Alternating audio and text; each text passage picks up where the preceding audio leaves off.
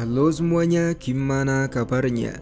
Kali ini saya sudah merangkum sebuah film horor, tapi nggak horor-horor banget bagi saya. Film ini berjudul Midsommar 2019. Meskipun durasi film ini 2 jam lebih 27 menit, tapi film ini sangat seru dan saya males nge-skip-skip. Adegan demi adegan saya nikmati dengan sepenuh hati. Dalam film ini salah satu adegan yang paling saya suka saat penduduk desa menempatkan mayat-mayat untuk dibakar. Saat melihat itu rasanya ingin sekali membuang mantan dan HTS ke situ supaya mereka ikut terbakar. Lalu seperti apakah kisah lengkapnya? Langsung saja. Wekdal soho panggenan kaulo sumonggo agen.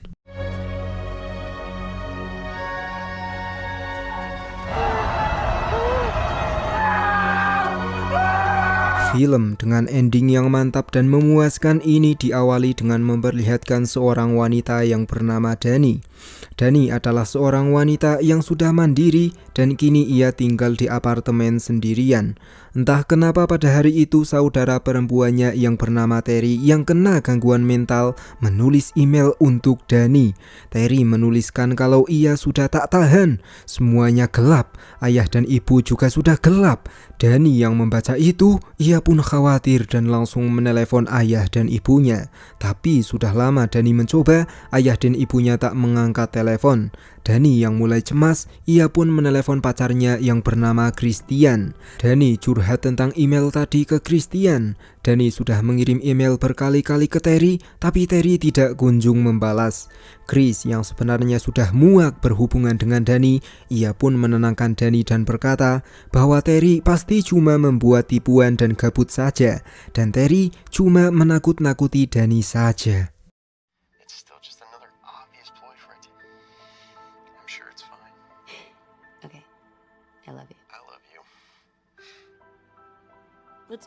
Kemudian karena Dani masih resah, ia pun menelepon teman ceweknya. Ia pun curhat sambil mengirim pesan kepada Terry.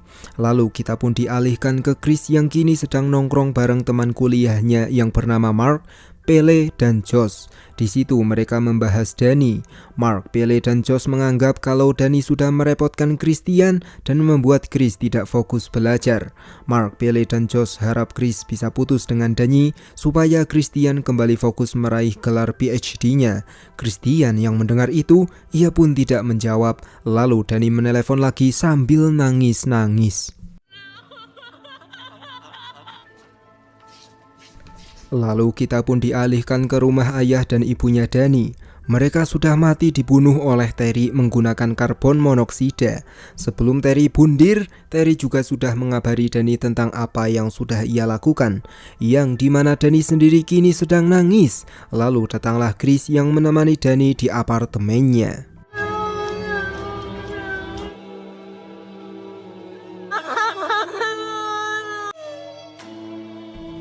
Esoknya Mark, Pele, dan Josh mengucapkan duka citanya. Lalu Mark, Pele, Christian, dan Josh sudah berencana akan liburan ke Swedia.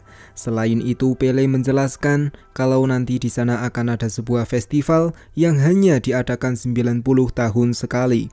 Jika Mark, Josh, dan Christian tidak datang ke desa asalnya Pele, maka Pele tidak memaksa dan akan pulang ke Swedia sendirian. Mark mau ke desa asalnya Pele di Swedia. Josh juga mau karena ia sendiri akan menulis tesis tentang budaya di Eropa. Sedangkan Christian tidak bisa karena Dani masih butuh ditemani.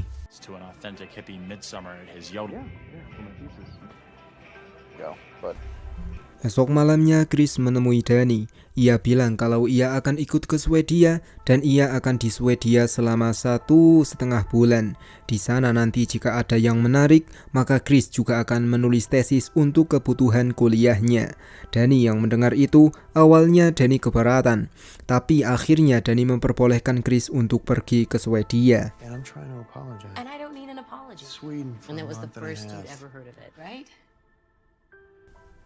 Esoknya mereka berempat sedang belajar bareng. Tiba-tiba Pele mengabarkan kalau Pele mengundang Dani. Pele tidak mau Chris dan Dani cekcok. Untuk itulah Pele sudah mengajak Dani ke Swedia. Lalu tak lama kemudian datanglah Dani. Dani dan Pele berbahasa-basi tentang kuliah terlebih dahulu. Dani yang jurusan psikologi dan mereka berempat yang jurusan antropologi. Meskipun jurusan mereka berempat sama, tapi mereka berbeda sifat. Josh si paling ambisius, Chris yang mengerjakan setengah-setengah, Mark si paling santuy, dan Pele yang biasa aja. Kemudian Pele dan Dani membicarakan festival di Swedia. Pele mengatakan kalau festival di desanya akan digelar selama 9 hari. Pele akan sangat senang jika Dani ikut.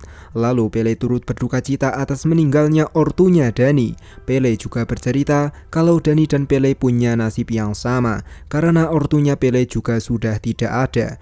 Dani yang mendengar itu, ia pun jadi teringat dengan ortunya sendiri. Besoknya, Dani jadi ikut dan kini mereka dalam perjalanan. Singkat cerita, sampailah mereka di Stockholm. Mark terlihat sangat senang karena di sepanjang perjalanan, ia melihat cewek-cewek seksi. Tapi setelah mendengar Pele yang mengatakan kalau perjalanan ke Hälsingland, Swedia masih jauh, seketika Mark pun langsung lemes. My God. Kemudian sampailah mereka di Hälsingland. Karena sudah dekat dengan tujuan, mereka pun beristirahat terlebih dahulu. Di situ Pele bertemu dengan teman-temannya yang juga baru kembali dari luar Hälsingland. Teman-temannya Pele juga membawa teman-teman mereka ke Hälsingland. Lalu Pele bertemu dengan saudaranya yang bernama Ingemar. Pele memperkenalkan temannya dari Amerika ke Ingemar, sedangkan Ingemar mengenalkan temannya yang dari London. Temannya Ingemar bernama Connie dan Simon. Wah, ini seperti MLM. Josh, Mark, Danny haven't even started coming up yet. Kemudian Ingemar memberikan bubuk minuman. Awalnya Dani tidak mau, tapi karena Christian juga tidak mau, Dani pun jadi tidak enak dengan mereka semua. Lalu Dani ikut minum minuman tersebut. Dan setelah meminumnya, pikiran mereka pun jadi agak melayang-layang. I think it's gonna be fun. Promise you it's okay. PM. Everybody else lay down. Nature just knows. Dani mencoba membebaskan pikirannya. Ia pun jalan-jalan sendiri, tapi malah Dani ditertawai oleh mereka semua. Ingemar mengatakan kalau tidak ada siapapun yang menertawai Dani. Lalu Dani yang beban pikirannya menumpuk, ia pun ke WC, tapi malahan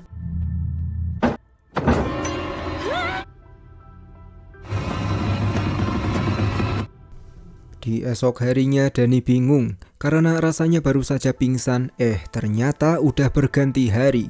Mereka pun mengatakan kalau Dani baru saja ditemukan 6 jam lalu. Kemudian mereka pun melanjutkan perjalanan dengan berjalan kaki. Di tengah-tengah jalan Mark yang sudah mensersing Swedia, ia pun takut dengan hewan caplak dan penyakit Lyme. Pele menjelaskan kalau di desanya dulu juga ada yang meninggal gara-gara caplak. Kemudian sedang asik-asik membahas caplak, sampailah mereka semua di desa Harga. Penduduk desa Harga sangat menjunjung tinggi budaya dan mereka pun menyambut baik kedatangan mereka semua. So this is the place.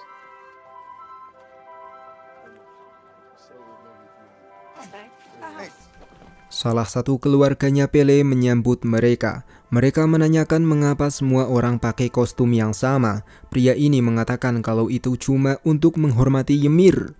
FYI, Ymir ada di dalam mitologi Nordik. Miturut mitologi Nordik, dunia ini lahir karena kematian Ymir, dan mereka percaya dengan pengorbanan kosmis. So whatever you need, just say. Kemudian semua penduduk desa berkumpul.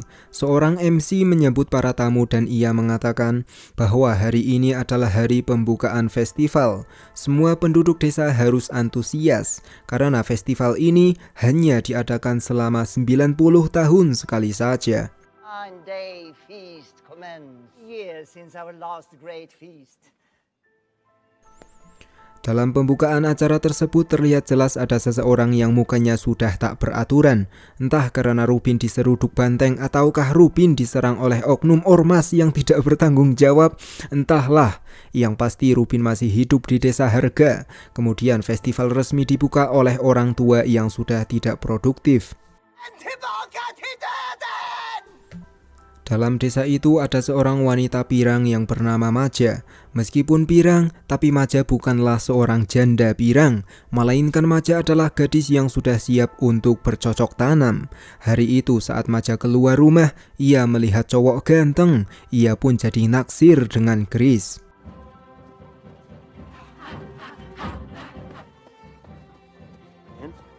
Oh, you wanna marry? Kemudian mereka jalan-jalan. Ingemer mengenalkan batu abjad Younger Futhark. Mereka masih mengadopsi bahasa yang diturunkan oleh Viking. Lalu di situ Connie dan Simon mengatakan kalau mereka akan menikah. Nantinya Ingemer disuruh jadi penghulu.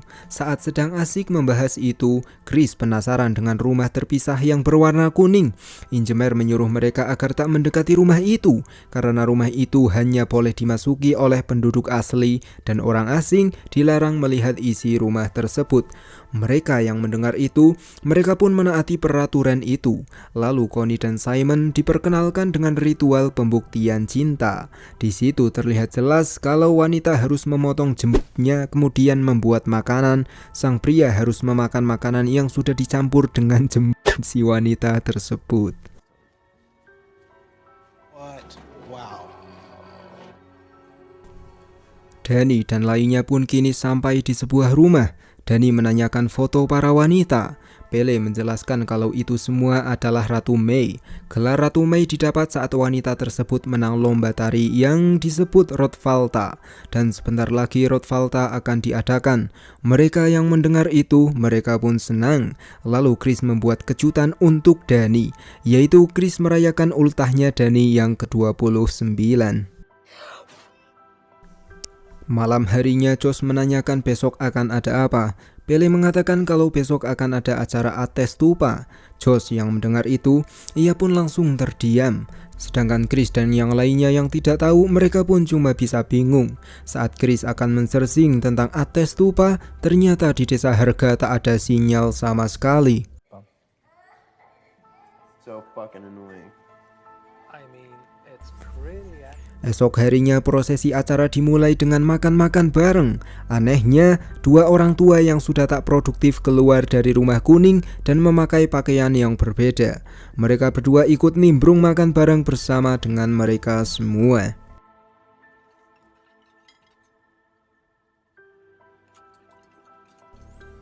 Setelah makan selesai, dua orang tua itu berbicara bahasa aneh. Danny dan kawan-kawan pun cuma bisa kebingungan.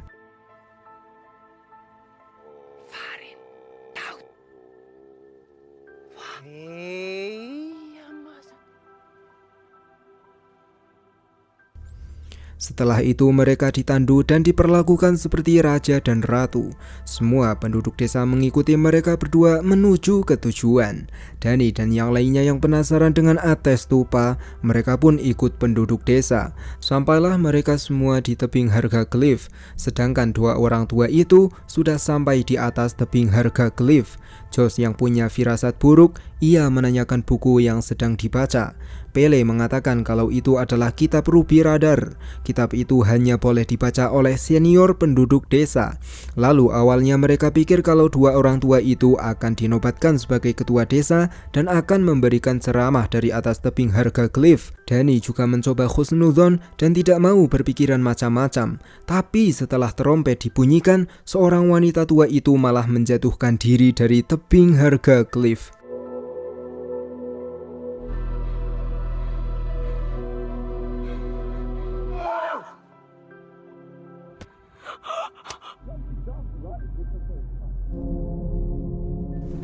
Dengan nada tertekan, Connie dan Simon menanyakan pada Ingemer apakah wanita itu terpeleset atau sengaja menjatuhkan diri. Ingemer pun cuma menenangkan mereka lalu disusul dengan pria tua yang langsung menjatuhkan diri dari tebing tersebut.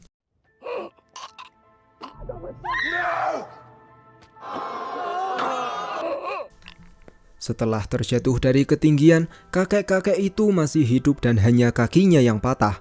Mereka kira kalau kakek itu akan diselamatkan, tapi nyatanya kakek itu malah langsung dibunuh pakai Thor's Hammer.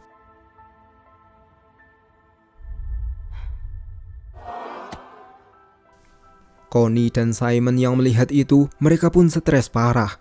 Neneknya Ingemer menenangkan dan menjelaskan bahwa mereka berdua mati karena mereka berkorban untuk kehidupan anak-anak dan cucu mereka. Inilah yang disebut dengan pengorbanan kosmis. Tradisi kuno mereka sudah kental dari dulu. Alih-alih membiarkan orang tua sekarat dan jiwa mereka hancur, para orang tua yang sudah tidak produktif dan tidak punya tujuan hidup lebih memilih mati di tebing harga cliff. Recycle. Observe custom. Yes.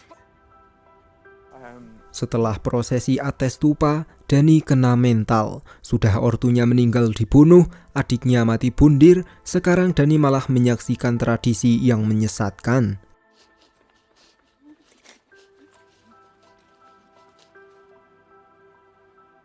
Chris sendiri menemui Josh. Ia rasa desa Harga adalah desa yang cocok untuk menulis tesisnya. Chris minta agar Josh berhenti menulis tesis tentang desa Harga, karena Chris yang akan menulis tesis itu. Tentu saja Josh tidak mau. Lalu Chris mengatakan jika Josh tidak mau, maka Josh harus bekerja sama dengan Chris. Jika tidak, maka Chris akan tetap menulis tesisnya sendiri dan nanti Chris akan mempublish terlebih dahulu.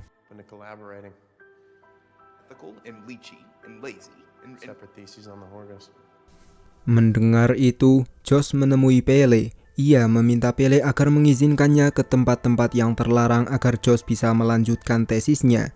Pele pun tidak berjanji, namun nanti Pele akan berbicara kepada para tetua. Setelah itu Pele kaget karena melihat Danny sedang berkemas. Pele langsung menenangkan Danny. Pele meminta maaf karena Pele sudah membiarkan Danny melihat ates stupa. Namun yang jelas Pele hanya mau membagikan pengalaman di desanya sendiri pada teman-temannya. Lalu Pele mengatakan kalau ia sangat mengerti kondisinya Danny karena ortunya Pele dulu meninggal terbakar. Up in a fire and you were given. Raised me. Kemudian karena Pele merasa bahwa Danny sudah tenang dan nyaman, Pele mengambil kesempatan dalam kesempitan sambil menanyakan apakah Danny nyaman, beneran suka, dan tenang saat bareng Chris. Danny tak menjawab dan kita pun diperlihatkan kedua orang tua yang kini akan dibakar.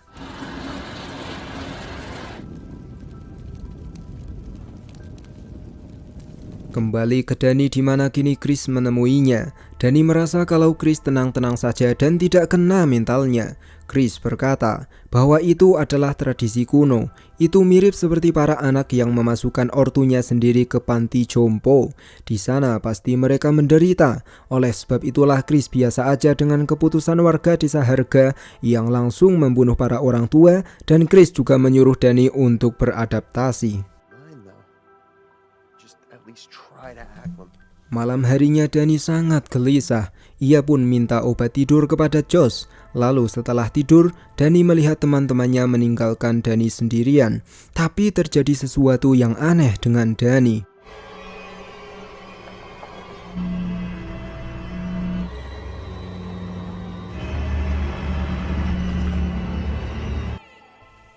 Ternyata barusan itu adalah mimpi. Lalu di pagi hari yang cerah saat semuanya masih ngorok, Maja meletakkan sesuatu di bawah ranjangnya Chris. Mereka pun tak menyadarinya tentunya, kecuali Josh yang pura-pura belum melek. Baru saja bangun tidur, Josh mengajak Mark menemui Pele. Pele mengatakan kalau Josh diizinkan untuk melanjutkan tesisnya, tapi tidak dengan tempat terlarang. Lokasi dan nama asli penduduk desa juga dilarang disebutkan dalam tesisnya Josh. Josh harus bekerja sama dengan Chris karena Chris sudah meminta izin lebih dulu. Mark yang mendengar itu, ia pun tak peduli karena ia kebelet kencing. Sedangkan Josh menanyakan benda yang berada di kamarnya Chris. Pele menjelaskan kalau benda itu adalah mantra cinta. Pele yakin kalau ada seseorang yang menyukai Chris. Lalu datanglah Chris yang ikut senang karena diizinkan menulis tesisnya. Pele pun menjelaskan kalau Maja menyukai Chris dan Maja juga sudah diizinkan berkembang biak. Saat sedang bingung-bingungnya, tiba-tiba mereka mendengar warga desa yang mengutuk Mark gara-gara Mark kencing di pohon. Dan ternyata pohon yang dikencingi Mark adalah pohon leluhur mereka. It's a dead tree, though. Yeah, I know, but it's important to us. Connie sendiri kini sudah berkemas dan akan pergi. Tapi datanglah kakeknya Ingemer yang mengatakan bahwa Simon sedang mengambil mobilnya bersama dengan salah satu penduduk desa. Nanti Simon pasti akan balik lagi untuk menjemput Connie.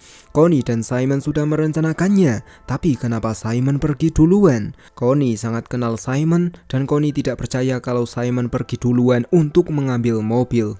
Danny yang mendengar itu, ia pun mengabarkannya kepada Chris. Chris pun hanya peduli sedikit tentang mereka. Lalu Chris melanjutkan menggali lebih dalam tentang hubungan anunya penduduk desa. Pria di depannya mengatakan bahwa mereka sangat menjaga silsilah. Terkadang sepupu kawin dengan sepupu dan saat kekurangan orang, maka mereka akan mengambil orang dari luar. Chris dan Danny tidak kaget akan hal itu. Tapi saat pria itu mengatakan kalau hubungan sedarah juga diperbolehkan di desa Harga, mereka pun sangat terkejut.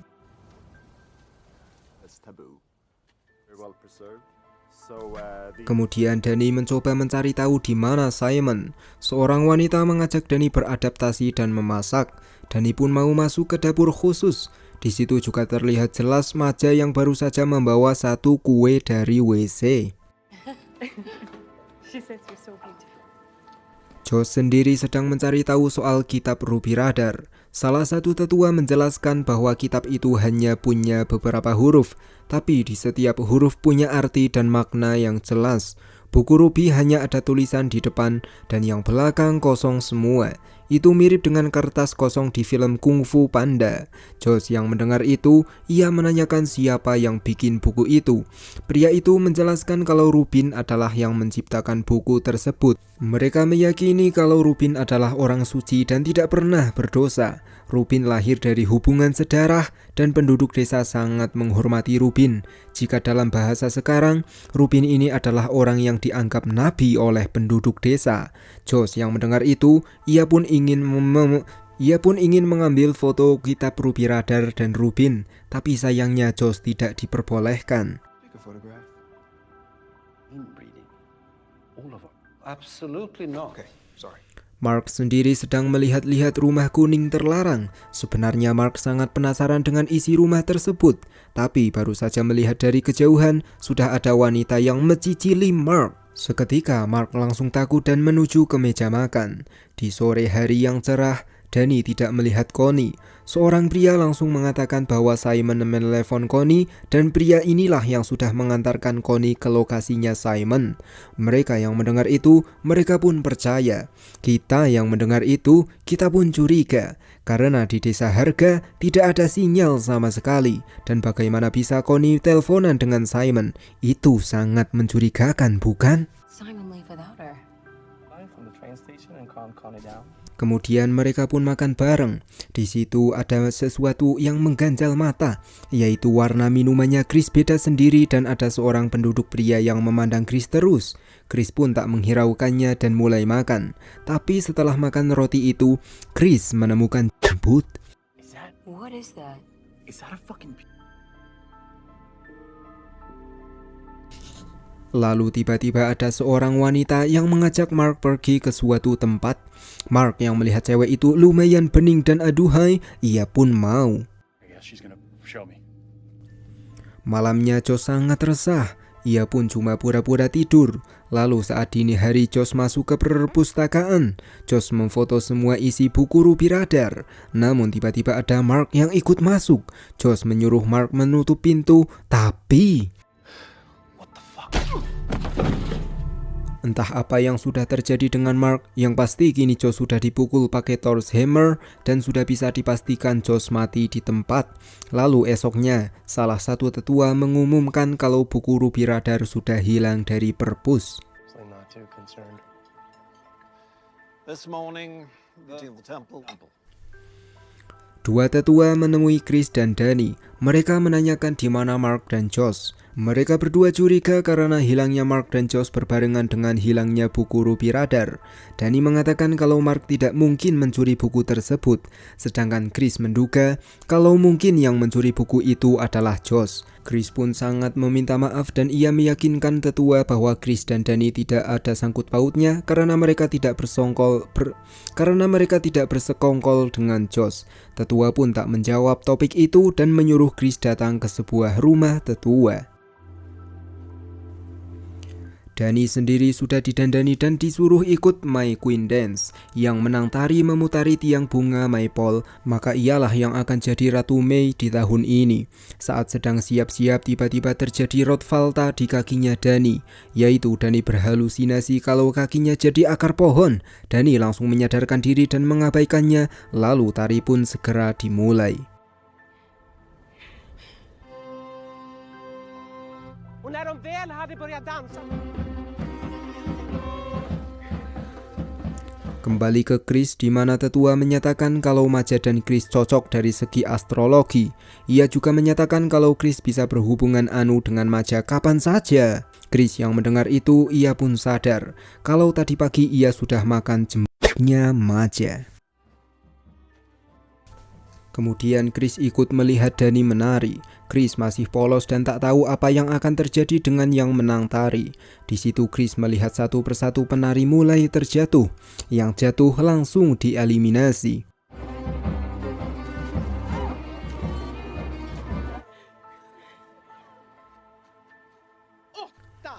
Tiba-tiba ada seorang wanita yang mendekati Chris dan memberikan banyu ruqyah dengan harga mahal. Oh, tentu saja tidak. Wanita itu memberikan air murni dengan khasiat yang sangat istimewa. Awalnya Chris tidak mau, tapi karena wanita itu memaksa, Chris pun jadi mau minum air yang kelihatannya kita tahu sendirilah itu air apa. Saat pacarnya sudah ngombe banyu ozoh, Danny justru asik menari dan menikmatinya. Danny tidak tahu konsekuensi apa yang akan ia dapatkan jika Danny sampai menang tari.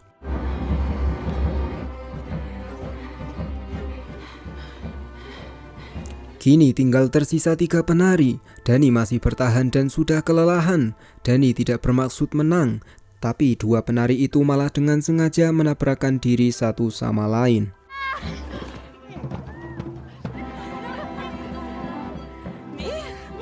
Setelah Danny menjadi pemenang, kini Danny menjadi My Queen dengan simbol kesuburan dan harapan desa.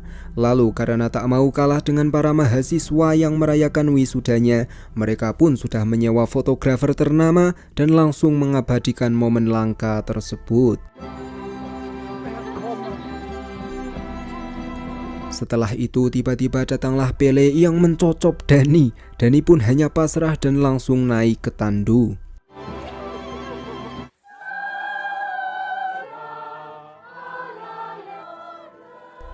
Sampailah di meja makan, terlihat jelas kalau di meja itu ada hewan yang belum matang sepenuhnya.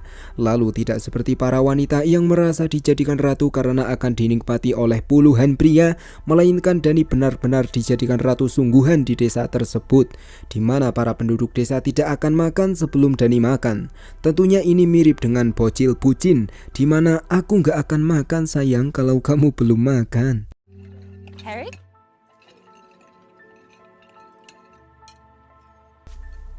Di situ Danny pun disuruh makan unjar mentah.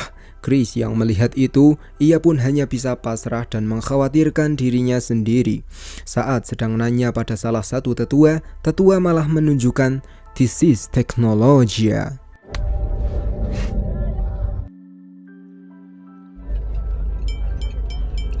Setelah makan selesai, tugas pertama Danny menjadi ratu adalah memberkati tanaman dan peternakan.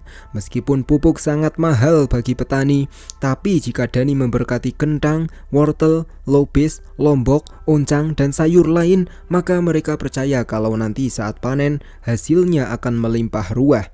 Serta sayuran itu tidak seperti cewek yang sok jual mahal, melainkan sayuran itu akan benar-benar bisa dijual mahal, semahal calon mertua saat minta mahar. Our crops and livestock ride alone. So repeat after me. Saat Dani sedang memberkati tanaman tanpa acara gendorenan ataupun selamatan, ia tidak tahu kalau pacarannya sedang ditikung oleh Maja. Chris yang takut dan merasa kalau Maja oke juga untuk dianu, ia pun nurut saja dengan yang disuruh oleh para tetua desa.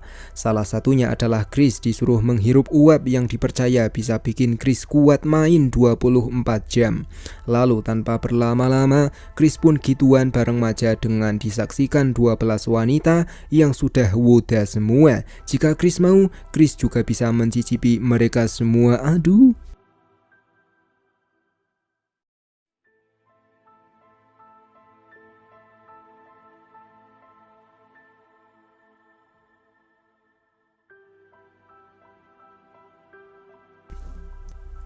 Dani sendiri sudah selesai memberkati tanaman dan peternakan. Karena suara dari ke-13 wanita termasuk Maja terlalu keras, Dani penasaran dan mengintip ruangan tersebut.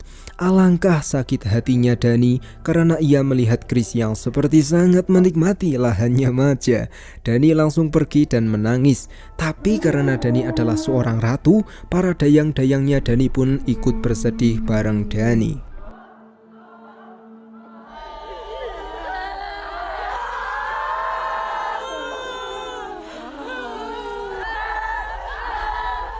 Beberapa menit kemudian, Chris sudah keluar di dalam. Chris langsung sadar dengan apa yang sudah ia lakukan. Ia pun langsung pergi dan mencari pakaiannya. Tapi Chris malah melihat kaki di halaman rumah. Wah, kaki siapa itu? Chris pun ketakutan dan bersembunyi ke kandang ayam. Tapi di situ Chris melihat mayatnya Simon. Tubuh Simon sudah dibelah, paru-parunya dikeluarkan. Simon digantung dengan cara tangan-tangan dan kakinya diikatkan ke pondasi rumah. Saat sedang memperhatikan itu semua, marah-marah. Kini tibalah di mana festival di hari ke-9, yang berarti ini adalah puncak sekaligus penutupan festival. Festival yang berlangsung selama 9 hari itu membutuhkan 9 korban. Kini setelah Chris mengikuti ritual kesuburan bareng Maja, Chris juga akan menjadi korban selanjutnya. Salah satu tetua mengatakan kalau ia sangat berterima kasih kepada Pele dan Ingemer yang sudah membawa orang luar untuk melancarkan festival di desa Harga. Lalu tetua memilih secara random satu orang yang akan dikorbankan bareng Chris. Meskipun hasilnya sudah keluar, tapi para tetua desa meminta Ratu Dani untuk menyetujuinya. Jika Dani tidak menyetujuinya, maka para tetua akan milih orang lain untuk digunakan dalam persembahan. Dani yang sudah kehilangan orang tuanya, Dani yang sudah kehilangan kepercayaannya dengan Chris, Dani yang sedari awal sudah dicuekin oleh Chris dan Dani justru mendapatkan cinta serta kehormatan di desa Harga. Dengan berat hati, Dani menyetujui Chris dan salah satu penduduk desa untuk digunakan dalam persembahan.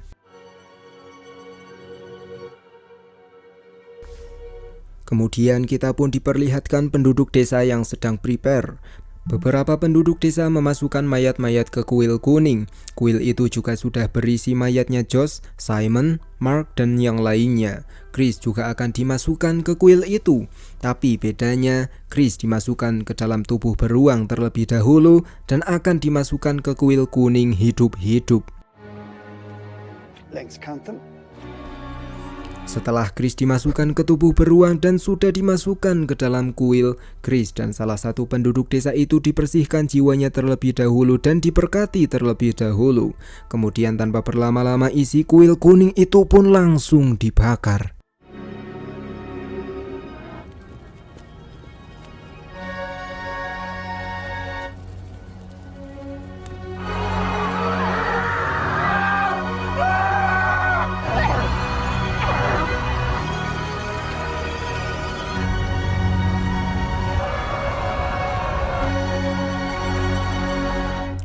Prosesi persembahan dalam festival resmi sudah berakhir. 2 korban di atas stupa, Simon, Connie, Mark, Josh, 1 penduduk desa, Christian, dan yang terakhir adalah Dani. Tapi Dani tidak dibunuh karena pengorbanan Dani adalah menjadi Ratu Mei seumur hidupnya. Dani.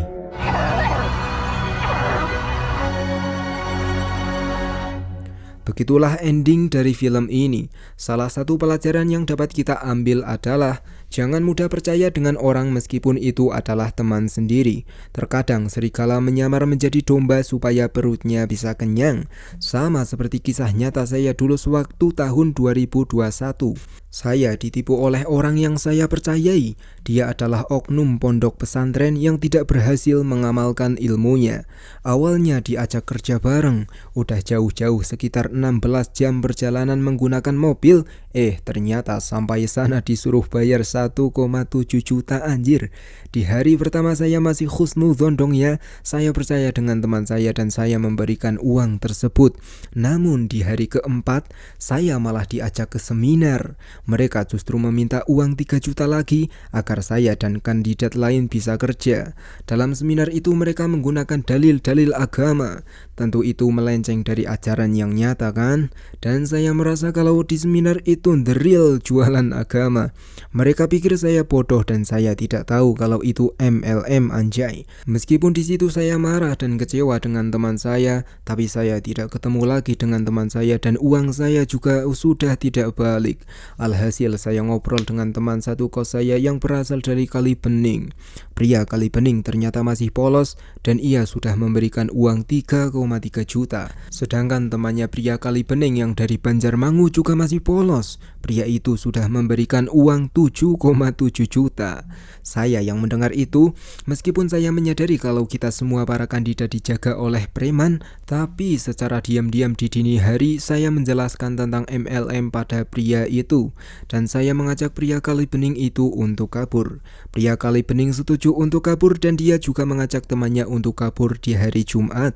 Temannya pria Kali Bening yang juga ikut ditipu itu ada yang dari Banjar, Jawa Timur, Banjarmangu, dan ada juga kandidat yang baru datang dari Purwonegoro. Mereka semua masih polos dan tidak tahu MLM. Barulah setelah saya menjelaskan tentang MLM kepada pria Kali Bening, Banjarmangu, Jawa Timur, Banjar, dan Purwonegoro, mereka baru paham dan mau ikut pulang ke rumah bareng saya. Begitulah kisah nyata saya, sangat tragis. Kami sepakat kalau kami sudah mengikhlaskan semuanya karena kami yakin bahwa penipu akan mendapatkan balasan di masa depan, sedangkan kami yang ditipu, alhamdulillahnya sekarang kami sudah berkecukupan, amin. Dan begitulah pelajaran yang bisa diambil dalam film ini. Lalu seperti biasa kesuwun wis nonton, see you and bye.